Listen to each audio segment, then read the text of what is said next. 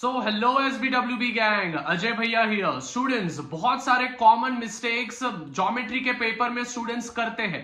Students, आपने भी देखा होगा, आप जब आपके स्कूल लेवल पे जब एग्जामिनेशन देते थे, आपके क्लास में जो टॉपर बच्चा होता था, जाहिर सी बात है वो कुछ ऐसे प्रेजेंटेशन करता था जिससे कि उसको मार्क्स ज्यादा मिलते थे।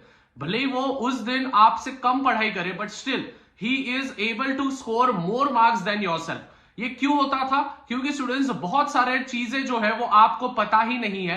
तो स्टूडेंट्स, बिल्कुल भी टेंशन नहीं लेना। इस वीडियो में कुछ मैं 10 पॉइंट्स ऐसे बताने वाला हूं जो कि कॉमन मिस्टेक्स एक एवरेज बच्चा, एक बिलो एवरेज बच्चा करता है। अगर उन्होंने ये चीजें अवॉइड की और आपने भी कल के बोर्ड एग्जामिनेशन में ये चीजों को अवॉइड किया, तो आप भी टॉपर के रेंज में आ सकते हो। अभी आप बोलोगे भैया आपको कैसे पता? देखो स्टूडेंट्स, जब मैं 10th स्टैंडर्ड में था तो मैथ में मैंने 95 मार्क्स मैंने स्कोर किए थे आउट ऑफ 100। आप जैसे यहाँ पे मेरा रखे तो मैं रिजल्ट बता दूंगा आपको।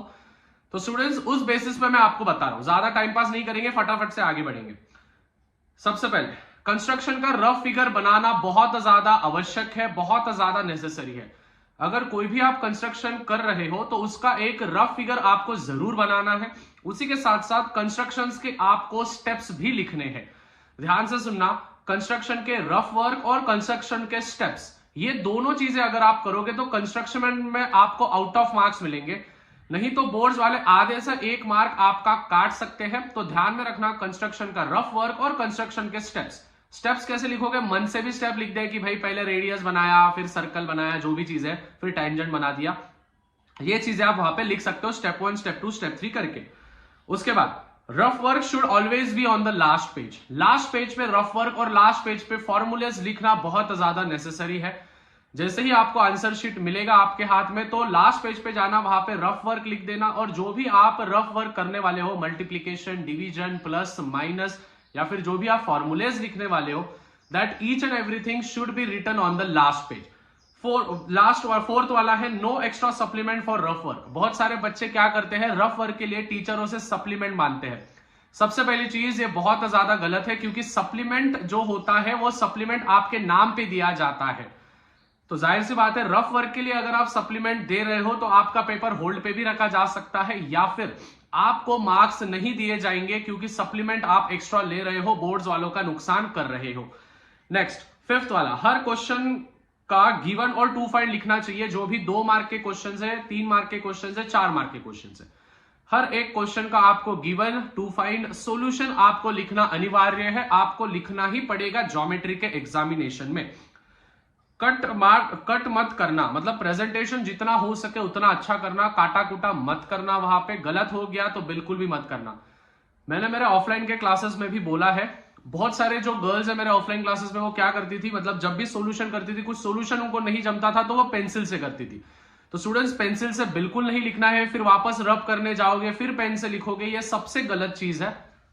अगर आप ऐसे चीजें कर रहे हो तो आपको एज अ चीटिंग बोल के भी पकड़ा जाएगा, क्योंकि आप जब रब करते हो स्टूडेंट्स तो थोड़ा सा रह जाता है, तो ऐसा समझ में आएगा किसी ने तो भी लिख के दिया है। या फिर स्टूडेंट्स, रब करते करते कभी कभी पेज भी आपका फट सकता है। तो ये चीजें ध्यान में रखना। बिल्कुल भी पेंसिल से अगर कोई आंसर नहीं आता है, पेंसिल से बिल्कुल भी लिखो मत, रफ पेज पे जाओ, वहां पे ट्राई करो, और अगर जम गया तो फिर यहां पे फेयर में लिख देना।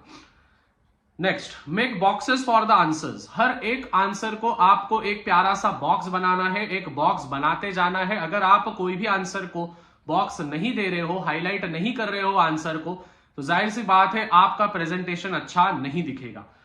राइट लास्ट आंसर्स, जो भी लास्ट के आंसर्स होते हैं वो लास्ट आंसर्स आपको लिखना ही लिखना है, नहीं तो आपका आधा मार्क जाएगा। मतलब कि आपके आंसर्स भी आ गए, तभी भी आपको लास्ट में ANS आंसर लिख के आपको पूरा आंसर लिखना है। The height of the particular light house is, और फिर वहां पे लिखना है, उसका यूनिट भी लिखना है, मीटर है, सेंटीमीटर है, जो भी आपको लिखना है वो लिखना है।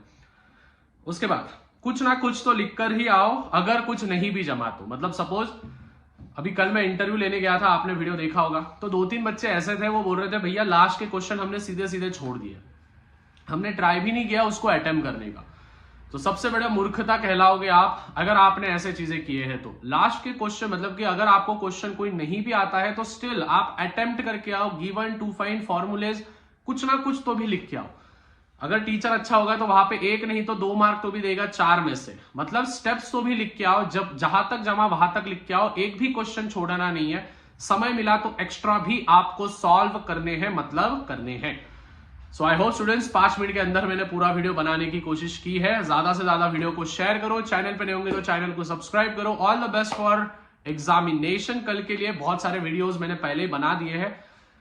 आज रात को क्वेश्चन बैंक पे लाइव भी आने वाला हूं। तो मिलते हैं स्टूडेंट्स, तब तक पीस आउट।